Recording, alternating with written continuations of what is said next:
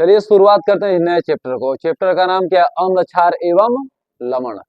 अब अम्ल, क्षार, लवण में सबसे पहले अम्ल की परिभाषा देखते हैं, फिर क्षार की परिभाषा देखेंगे, फिर लवण की परिभाषा देखेंगे। अब देखिए अम्ल के बारे में पूरी विशेषताओं को। पहला क्वेश्चन है अम्ल किसे कहते हैं, है ना। What is acid? एसिड है क्या?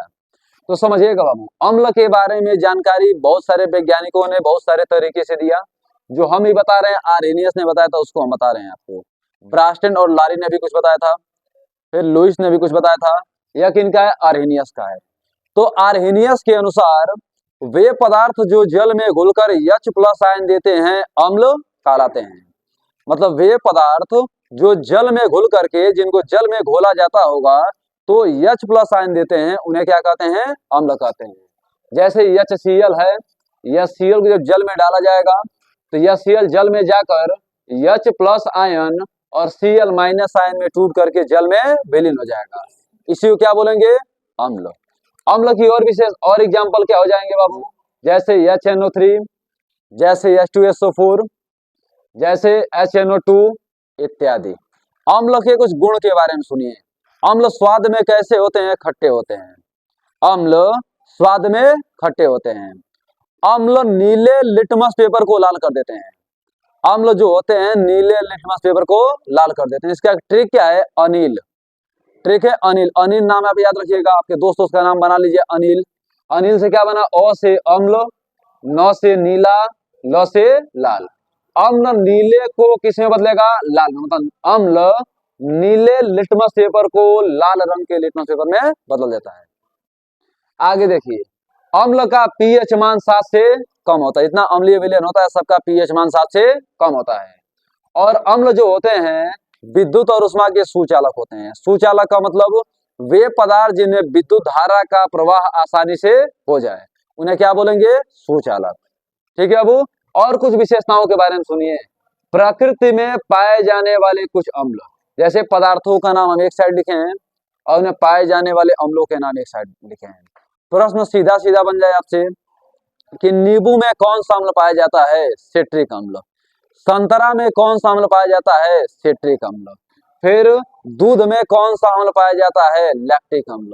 दही में कौन सा अम्ल पाया जाता है? लैक्टिक अम्ल। फिर कह सकते हैं आप बिच्छू के डंक में, चींटी में कौन सा अम्ल पाया जाएगा? फार्मिक अम्ल। सेव में कौन सा अम्ल पाया जाता है? मैलिक अम्ल। सिरका में कौन सा अम्ल पाया जाता है? एसिटिक अम्ल। फिर सुनिए, टमाटर में कौन सा अम्ल पाया जाता है? ऑक्जेलिक अम्ल। दुर्गंध युक्त मक्खन में कौन सा अम्ल पाया जाता है? ब्यूटाराइक अम्ल। इसमें कोई दिक्कत नहीं किसी को? ठीक है। और अम्ल के बारे में कुछ सुनिए अब। अम्ल के प्रकार देखिए, अम्ल कई प्रकार के होते हैं, जैसे ऑक्सी अम्ल, हाइड्रोक्सी अम्ल, तनु अम्ल, सांद्र अम्ल, फिर मान लीजिए प्रबल अम्ल, दुर्बल अम्ल। तो सभी के बारे में आपको जानकारी नहीं लेना है, केवल दो के बारे में जानकारी आपको लेना है। तो क्या है? प्रबल अम्ल और दुर्बल अम्ल। काफी आसान डेफिनेशन है, ध्यान दीजिए, अभी 2 मिनट में आपको याद भी हो जाएगा। प्रबल अम्ल वे अम्ल जो जल में घुलकर अधिक संख्या में H+ आयन दे, अधिक मात्रा में H+ आयन दे, उन्हें क्या बोलेंगे? प्रबल अम्ल। वे अम्ल जो जल में घुलकर अधिक संख्या में H+ आयन देते हैं, क्या कहलाते हैं? प्रबल अम्ल कहलाते हैं। प्रबल अम्ल की एक और विशेषता होती है, ये जल में पूर्णतः आयनीकृत हो जाते हैं। मतलब ये इनका जल में जो आयनन होता है 100% हो जाता है, पूरा पूरा घुल जाते हैं। आगे और सुनिए, जैसे HCl, H2SO4, HNO3 इत्यादि। दुर्बल अम्ल के बारे में सुनिए, ठीक इसका उल्टा होता है बाबू। इसमें अधिक मात्रा में H+ आयन मिलता है, इसमें कम मात्रा में H+ आयन मिलता है। तो बोल सकते हैं वे अम्ल जो जल में घुलकर कम मात्रा में H+ आयन देते हैं दुर्बल अम्ल कहलाते हैं। दुर्बल अम्ल का जल में आंशिक आयनन होता है, मतलब कुछ कुछ आयनन होता है, पूरा आयनन नहीं होता है, जैसे CH3, COOH, COOH इत्यादि। अब आपके मन में 1-2 क्वेश्चन आ रहा होगा कि सर आयनन क्या होता है? आयनन क्या होता है, इसके बारे में समझिए बाबू। वे पदार्थ जो जल में घुलकर विपरीत आवेशित आयनों में टूट जाते हैं। विपरीत आवेशित का मतलब, जैसे मान लीजिए हम लिखें यहाँ पे HCl, HCl को जब पानी में घोला जाएगा तो H+ और Cl- आयन में टूटेगा। तो देखिए एक प्लस है तो एक माइनस है ना, तो यह टूटने की क्रिया क्या कहलाएगी? आयनन कहलाएगी। जैसे और देख लीजिए, जैसे NaCl है, अभी हम लवण बताएंगे तो बताएंगे आपको, NaCl को जब पानी में घोला जाता है तो Na प्लस और Cl माइनस आयन में टूट करके पानी में विलीन हो जाता है। तो विपरीत आवेशित आयनों में टूट रहा है ना, इसी को बोलेंगे आयनन। तो परिभाषा क्या हो जाएगा, वे पदार्थ जो जल में घुलकर विपरीत आवेशित आयनों में टूट जाते हैं क्या कहलाते हैं, आयनन कहलाते हैं। तो अम्ल में कोई समस्या है आप लोगों को, अम्ल में कोई समस्या नहीं है। ठीक, चलिए क्षार के बारे में लाइन बाय लाइन जानकारी ले रहे हैं, करीबन 10 मिनट दिमाग कंसंट्रेट रखिए, 10 मिनट आपका पूरा मैटर समाप्त हो जाएगा। ठीक, ये क्षार किसे कहते हैं बाबू, आर्हेनियस के अनुसार वे पदार्थ जो जल में घुलकर OH माइनस आयन देते हैं क्षार कहलाते हैं। किसके अनुसार बाबू, आर्हेनियस के अनुसार। आर्हेनियस एक अच्छे वैज्ञानिक थे, उनके अनुसार वे पदार्थ जो जल में घुलकर OH माइनस आयन देते हैं, हाइड्रोक्साइड आयन देते हैं, क्या कहलाते हैं, क्षार कहलाते हैं। जैसे मान लीजिए NaOH है, सोडियम हाइड्रोक्साइड, इसको कास्टिक सोडा के नाम से भी जाना जाता है। तो सोडियम हाइड्रोक्साइड को जब जल में घोला जाता है तो जल में जाकर Na प्लस और OH माइनस आयन में टूट करके पानी में विलीन हो जाता है, जल में विलीन हो जाता है। तो देखिए जल में घुलकर OH माइनस आयन दिया ना, ये क्या है, क्षार है। तो जितने क्षारीय पदार्थ होते हैं सब जल में घुल करके OH माइनस आयन देते हैं। इसके अन्य एग्जाम्पल भी हैं, मिल्क ऑफ मैग्नीशिया, MgOH का होल ट्वाइस, फिर मान लीजिए अमोनियम हाइड्रोक्साइड, पोटेशियम हाइड्रोक्साइड इत्यादि। ठीक है ना वो, पोटेशियम हाइड्रोक्साइड इत्यादि। और क्षार के बारे में कुछ गुण के बारे में, क्षार के कुछ गुणों के बारे में सुनिए। क्षार का स्वाद कैसा होता है, कड़वा होता है। क्षार का स्वाद कैसा होता है बाबू, कड़वा होता है। ये लाल लिटमस पेपर को नीला कर देते हैं, क्षार जो होते हैं लाल लिटमस पेपर को नीला कर देते हैं। इसका एक ट्रिक होता है बेलन, बेलन मतलब ब से क्या हुआ बेस, बेस मतलब क्षार, ल से लाल, न से नीला। बेस जो होते हैं लाल लिटमस पेपर को नीला कर देते हैं। और इनकी मुख्य विशेषता क्या होती है, क्षारीय विलयन का पीएच मान 7 से अधिक होता है। क्षारीय विलयन का पीएच मान 7 से अधिक होता है। पीएच मान के बारे में हम आपको बताएंगे, क्योंकि सीधा सीधा वन लाइनर प्रश्न बन जाता है। यदि किसी विलयन का पीएच मान 12 है तो विलयन कैसा है, क्षारीय है। यदि किसी विलयन का पीएच मान 13 है तो विलयन कैसा है, क्षारीय है। यदि किसी विलयन का पीएच मान 9 है तो विलयन कैसा है, क्षारीय है। तो क्षार की विशेषता क्या होती है, पीएच मान 7 से अधिक होते हैं। और अम्लीय विलयन का पीएच मान सीखा गया था, उनका पीएच मान कितना होता है, 7 से कम होता है। चलिए अब सुनिए क्षार के प्रकार। क्षार भी कई प्रकार के होते हैं, तनु क्षार, सांद्र क्षार, है ना, इत्यादि। लेकिन हमको प्रबल क्षार और दुर्बल क्षार के बारे में जानकारी लेना है केवल, और सभी के बारे में जानकारी नहीं लेना है। प्रबल क्षार किसे कहेंगे बाबू, वैसे क्षारीय पदार्थ जिन्हें जल में घोलने पर अधिक मात्रा में OH माइनस आयन दें, अधिक मात्रा में OH माइनस आयन दें, क्या कहलाएंगे बाबू, प्रबल क्षार कहलाएंगे। ये जल में पूर्णतः आयनीकृत हो जाते हैं, इनका आयनन जल में 100% हो जाता है।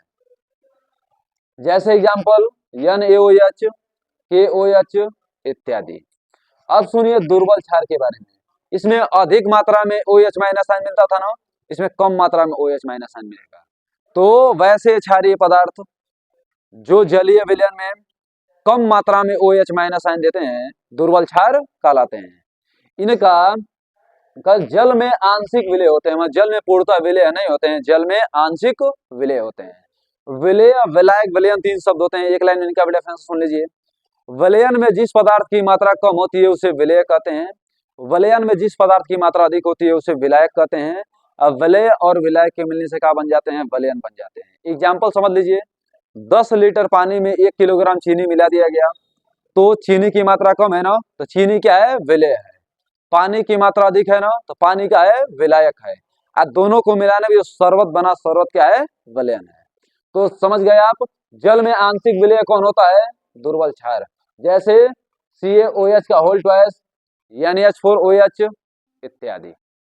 इसमें कोई दिक्कत नहीं होगा आप लोगों को। आगे चलते हैं तो लवण के बारे में सीखते हैं। लवण किसे कहते हैं, देखिए अम्ल एवं क्षार दोनों के मिलने से लवण का निर्माण होता है। अम्ल और क्षार दोनों के मिलने से लवण का निर्माण होता है। जैसे देख लीजिए, यह Cl क्या है, अम्ल है, NaOH क्या है, क्षार है।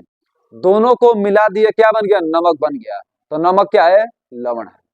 तो अम्ल एवं क्षार दोनों के मिलने से किसका निर्माण होता है, लवण का निर्माण होता है। एक डेफिनेशन उदासीनीकरण का सेम इसी, तो एग्जाम्पल दोनों में सेम होता है बाबू। तो उदासीनीकरण की परिभाषा क्या होती है? अम्ल एवं क्षार की परस्पर क्रिया से लवण तथा जल का बनना क्या कहलाता है? उदासीनीकरण कहलाता है। एग्जाम्पल बिल्कुल सेम है, एग्जाम्पल में कोई परिवर्तन नहीं है।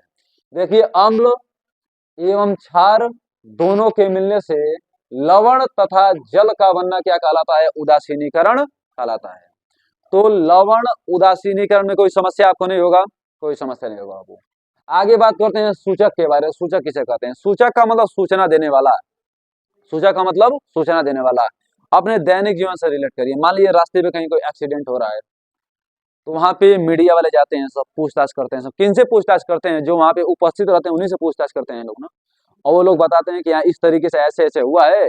उस बात को लोग कलेक्ट करते हैं, लोग कलेक्ट आगे ट्रांसफर करते हैं, जो न्यूज के माध्यम से, अखबार के माध्यम से हमारे पास आती है। तो वहां पे सूचना देने का काम कौन किया? जो वहां पे उपस्थित था वही सूचना देने का काम किया ना।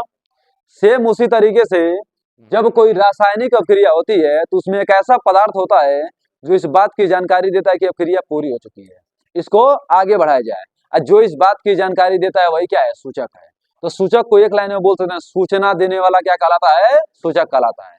पूरा विधिवत परिभाषा लिखना हो तो वे पदार्थ जो अपनी उपस्थिति में किसी रासायनिक अभिक्रिया की पूर्ण होने की सूचना देते हैं क्या कहलाते हैं? सूचक कहलाते हैं। एक लाइन में लिखना हो तो सूचना देने वाला क्या कहलाता है? सूचक कहलाता है। अब सबसे इंपॉर्टेंट टॉपिक क्या है? पीएच सूचक किसे कहते हैं? हम ध्यान समझिएगा बाबू। पीएच सूचक समझ गए, इतना एग्जाम्पल है। अभी आपके पेपर में तो काम आने वाला है, फ्यूचर में भी बहुत ज्यादा काम आने वाला है टॉपिक पीएच सूचक। तो समझा जाए इसको आराम आराम से। परिभाषा पीएच सूचक किसे कहते हैं? किताबी ज्ञान आप लेंगे भुलाता रहेगा, याद करते रहेंगे, भूलते रहेंगे, उससे कुछ फायदा होता नहीं। एक मेन टॉपिक हमारा कॉन्सेप्ट सीखिए। देखिए, अगर यहाँ H प्लस आयन लिखे है तो इसको हाइड्रोजन आयन पढ़ा जाएगा। H प्लस आयन को हाइड्रोजन आयन पढ़ा जाएगा ना बाबू। अगर यहाँ माइनस लगा हो तो ऋणात्मक पढ़ा जाएगा। माइनस को ऋण ही पढ़ा जाता है ना। लघुगणक को लघुगणक पढ़ा जाता है। देखिए, आज से कुछ वर्ष पहले एक चैप्टर आता था 9th में लघुगणक के नाम से। 2017-18 में उसका आउट कर दिया, हम लोग जमाने में आता था वो, है ना। इसमें जिसको लॉगरिथम, लॉगरिथम का पूरा नाम था, लॉगरिथम से रिथम को हटा देगा, लॉग क्यों लगता है? लॉग से 3 फार्मूले बनते हैं, लॉग m के power m, log m into n, log m by n, है ना। सब फार्मूले बनते हैं उससे। तो देखिए, इसको लघुगणक को क्या, लॉग को क्या पढ़ा जाएगा? लघु गणक। इसको क्या पढ़े? हाइड्रोजन आयन है क्या? ऋणात्मक।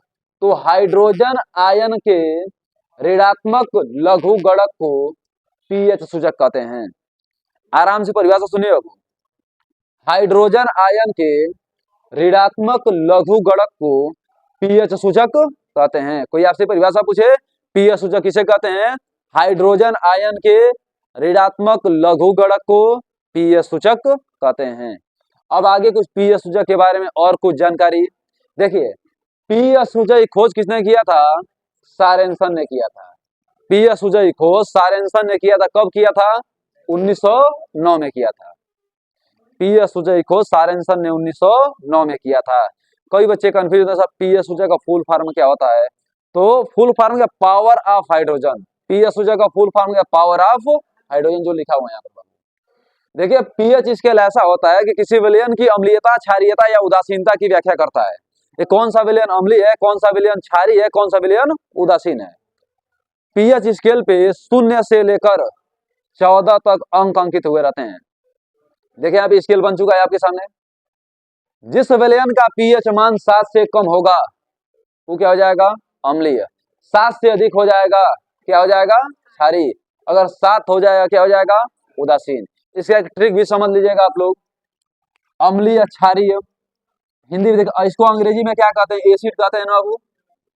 इसको अंग्रेजी में क्या कहते हैं? बेस कहते हैं ना। क्या कहते हैं बाबू? बेस कहते हैं। अब एक बात आप हमको बताइए कि ए पहले आता है कि बी पहले आता है? ए पहले आता है और बी बाद में आता है। आपके पास 14 रुपए है, सामान लोगों में बांटना है तो 7-7 देंगे आप। देखिए, अब इस 7 से कम हो जाएगा तो एसिड, और 7 से अधिक हो जाएगा तो बेस। बात समझिएगा बाबू। 7 से कम होगा तो एसिड, और 7 से अधिक होगा तो बेस, और 7 होगा तो उदासीन, है ना। हिंदी में भी आप याद कर सकते हैं। अ पहले आता है, 6 बाद में आता है। अ पहले 6 बाद, देखिए पहले आ गया, 7 से पहले आ जाएगा तो अम्लीय, 7 से आगे आ जाएगा तो 7 के बाद आ जाएगा तो क्षारीय। याद कर सकते हैं आप लोग ना। तो अब प्रश्न सीधा सीधा बन जाए, यदि किसी विलयन का पीएच मान 3 है तो विलयन कैसा होगा? अम्लीय। यदि किसी विलयन का पीएच मान 4 है तो विलयन कैसा होगा? अम्लीय। यदि किसी विलयन का पीएच मान 4.5 है तो विलयन कैसा होगा? अम्लीय। अगर यदि किसी विलयन का पीएच मान 7.5 है तो विलयन कैसा होगा? क्षारीय। 7 से एक भी पॉइंट आगे गया तो क्षारीय, और 7 से एक भी पॉइंट कम आया तो अम्लीय, और 7 आया तो 10। सही बाबू, बहुत सही है। अब देखिए यहीं यहीं पर देख लीजिए, मान लीजिए इसका पीएच मान 6.6 है तो यह क्या हो जाएगा? अम्लीय। तो दूध कैसा होता है? अम्लीय होता है। इसका पीएच मान 7.4 है तो आंसू क्या होता है? क्षारीय होता है। इसका पीएच मान 8.4 है तो यह क्या होता है? क्षारीय होता है। इसका पीएच मान 3 है तो ये क्या हो जाएगा? अम्लीय हो जाएगा। सिरका कोई एसिटिक अम्ल के नाम से जानते हैं हम लोग, CH3COOH। तो एसिटिक अम्ल लास्ट में लिखा हुआ मिल रहा है आपको ना? ठीक। हाई देखिए इसका पीएच मान 2.4 है, अम्लीय। कल अभी पढ़े थे आप लोग, नींबू में सिट्रिक अम्ल पाया जाता है, तो सिट्रिक अम्ल लास्ट में लिखा हुआ है। 7.4 है तो क्षारीय, 7 है तो उदासीन। तो इतने टॉपिक में आपको कोई दिक्कत नहीं है। अब याद करना है ट्रिक से हम लोग को पीएच मान, कैसे पीएच मान को लंबे समय तक याद रखेंगे। एक बार क्विक रिवीजन इसको कर लीजिए। हाइड्रोजन आयन के ऋणात्मक लघु गणक को पीएच सूचक कहते हैं। पीएच सूचक को सारेंसन ने 1909 में किया था। इसका full form power of hydrogen होता है। पीएच स्केल से अम्लीयता, क्षारीयता तथा उदासीनता की व्याख्या होती है। यदि किसी विलयन का पीएच मान 7 से कम है तो विलयन अम्लीय होगा, 7 से अधिक है तो क्षारीय होगा, 7 होगा तो उदासीन होगा। इसमें किसी बच्चे को कोई समस्या नहीं होगा। अब देखिए यहाँ पर वो कैसे लंबे समय तक याद रखें दूध का पीएच मान कितना होता है। अगर आपको ट्रिक नहीं मालूम है ना, हमको खुद भूल जाता था, तो कुछ ना कुछ अगर मान ट्रिक आपको यार लंबे समय तक याद रखो, भुलाएगा ये नहीं। केवल 5 मिनट में अधिक से अधिक बोला हूँ, 3 से 4 मिनट का समय दीजिए। देखिए पूरा लाइन बाय लाइन आपको याद हो जाएगा, मोजाबानी एकदम। ठीक है, ध्यान समझिए खाली। दूध का पीएच मान। अच्छा, दूध कौन पीता है? सभी लोग पीते हैं बाबू, दूध सभी लोग पीते हैं। और जो दूध ज्यादा पीता है पहलवान जैसा हो जाता है। पहलवान जैसा नहीं हो जाता है? ठीक है, तो नाम लेना पड़ेगा। चलिए ठीक है, पहलवान तो सब लोग हो एकदम, कोई बात नहीं है। तो पहलवान जब अखाड़े में उतरता है सामने वाले की छक्के छुड़ा देता है, तो क्या हुआ? दूध सभी लोग पीते हैं, दूध जो अधिक मात्रा में पीता है पहलवान जैसा शरीर उसका हो जाता है। और पहलवान जब अखाड़े में उतरता है सामने वाले की छक्के छुड़ा देता है, छक्के छुड़ा देता है। छक्के लिखे हूं, छक्के छुड़ा देता है। ठीक है, 6 से बना 6 और 6 से बना 6, 6.6 किसका पीएच मान होगा बाबू? दूध का पीएच मान होगा। ठीक है, तो दूध दूध के बारे में आप लोग जान गए ना। और एक बात और जान लीजिए कि नहीं कि दूध को पीना नहीं, केवल 1 लीटर दूध पी लिए तो मान लीजिए खेते में से घरे, खत्ते में से घरे, घरे में से खेते में जारी रहेगा ये कार्यक्रम, लिमिट में। शुरुआत कम से किया जाता है इसमें। सबका लीवर इतना ताकतवर है, पहले के जमाने के लोगों का लीवर बड़ा मजबूत होता था, है ना, लेकिन अब ऐसा नहीं रह गया है। अब सब मिलावटी सामान हो गया पूरा का पूरा, तो हम लोग शरीर का इंजन भी मिलावटी हो गया है। तो देखिएगा, तो दूध का पीएच मान 6.6 आपको समझ में आया, कोई दिक्कत नहीं है, कबो आपको भूलेगा नहीं। देखिए आंसू का पीएच मान होता है 7.4। देखिए आंसू 2 प्रकार के होते हैं, एगो सच्चा आंसू, एगो झूठा आंसू। तो सच्चा आंसू को हम लोग लेके चल, झूठा आंसू कोई लेके चलता है? कोई लेके नहीं। मान लीजिए दीदी लोग तो बतासा खातिर रोए लगी लोग, बुनिया खातिर रोए लगे, तो झूठा आंसू, को आंसू नहीं है वो। ठीक है, तो सच्चा आंसू को लेकर चलना है हम लोग। किसको?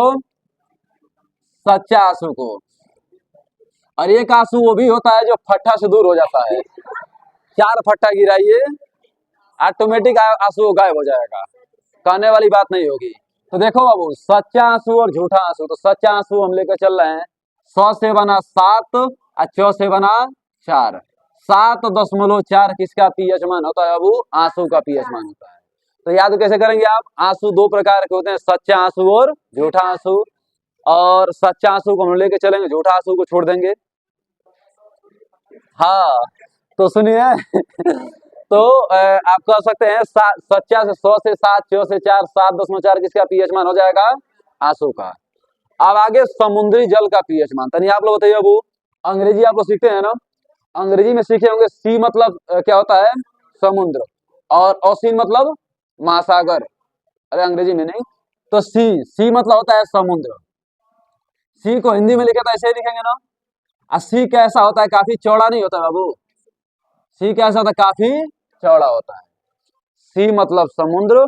समुद्र कैसा होता है? चौड़ा होता है। तो चौड़ा होता है तो चौड़ासी, चौड़ासी 4 5 बोलेंगे तो 84 है तो लिखा जाएगा ना बाबू। हाँ, बीच में गोप दीजिए वो बिंदु, हो गई। तो 8.4 किसका पीएच मान हो जाएगा? समुद्री जल का पीएच मान हो जाएगा। कौन दिक्कत है इसमें? तो समुद्री जल का पीएच मान आपसे नहीं भूलेगा ना।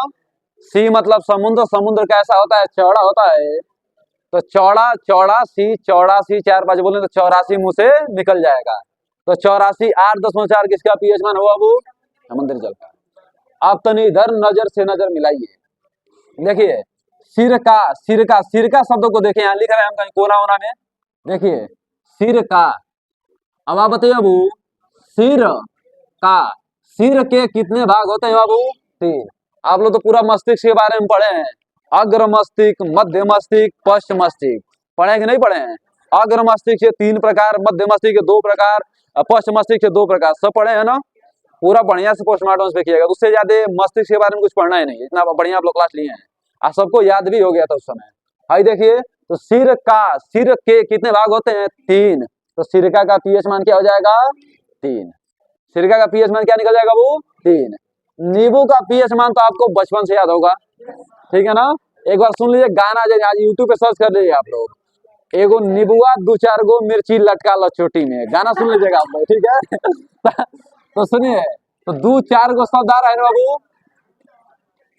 कौ गो मिर्ची? 2 4 गो, तो 2 4 मतलब,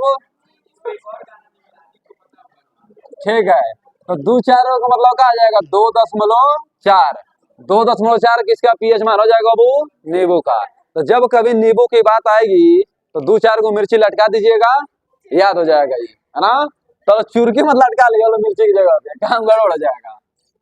तो नींबू का पीएच मान में कोई समस्या आप लोगों को? कोई समस्या नहीं। आगे बात है यूरिन का पीएच मान। अरे भैया, जहां आप देखते हैं ज्यादा तो छी छी नहीं करने लगते हैं। लड़कों का तो मान लीजिए छी छी करके मुंह से निकालते हैं सब, लड़कियां नखियों में से निकाल देती हैं सब। तो छी छी करती हैं सभी सब ना। तो छी छी से क्या बना? 6, यहाँ लिख दीजिए छी छी। तो छी छी से क्या बना वो? 6। तो यूरिन का पीएच मान कितना होता है? 6। रक्त का पीएच मान अपने हिसाब से याद कर लिए 7.4। जल क्या होता है? उदासीन होता है, इसका पीएच मान कितना होता है? 7। जल क्या होता है? उदासीन होता है, न्यूट्रल होता है, कोई चार्ज इसमें नहीं होता है, इसलिए क्या होता है? इसका पीएच मान 7 होता है। तो आप बताइए इस टॉपिक में कोई दिक्कत है आप लोगों को? तो दूध का पीएच मान 6.6, आंसू का पीएच मान 7.4, समुद्री जल का पीएच मान 8.4, सिरका का पीएच मान 3, और नींबू का पीएच 2.4, यूरिन का पीएच मान 6। बाकी 2 आप लोगों को याद कर लेना है, इसमें किसी बच्चे को कोई दिक्कत नहीं होगा। तो आज आप लोग इतने टॉपिक में कोई समस्या नहीं ना आप लोगों को? कोई प्रश्न पूछ ले जाएगा 4 5 को आप लोगों से पूछ ले जाए, बताएंगे? ठीक है, बताइए कौन लाल लिटमस पेपर को नीला कर देता है? कौन नीले लिटमस पेपर को लाल कर देता है? हाइड्रोजन आयन के ऋणात्मक लघुगणक को क्या कहते हैं? पीएच सूचक। यदि किसी विलयन का पीएच मान 7 से कम है तो विलयन कैसा होगा? अम्लीय। यदि किसी विलयन का पीएच मान 7 से अधिक है तो विलयन कैसा होगा? क्षारीय। यदि किसी विलयन का पीएच मान 7 है तो विलयन कैसा होगा? दूध का पीएच मान कितना होता है? 6.6। आंसू का पीएच मान कितना होता है? और रक्त का पीएच मान? नींबू का पीएच मान? नींबू वाला गाना 2 4 गो मिर्ची वाला, ठीक है। आगे बताइए, पीएच सूचक की खोज किसने किया था? सारेंसन ने किया था। कब किया था? 1909 में। लड़कियां ठीक दाड़ रही है सब, आई सब तो आवाज ही नहीं निकल इन लोगों का। चलिए आगे सुनिए, अब एक मात्र 4 क्वेश्चन और बता दीजिए। पहला, वे पदार्थ जो जल में घुलकर H+ आयन देते हैं क्या कहलाते हैं? अब वे पदार्थ जो जल में घुलकर OH- आयन देते हैं क्या कहलाते हैं? क्षार का स्वाद कैसा होता है? कड़वा। जलीय विलयन में अधिक संख्या में H+ आयन देने वाले अम्ल क्या कहलाते हैं? प्रबल अम्ल। अधिक संख्या में OH- आयन देने वाले अम्ल? प्रबल क्षार। इसमें किसी बच्चे को कोई दिक्कत नहीं ना है? ठीक है, समझ लीजिए आराम से।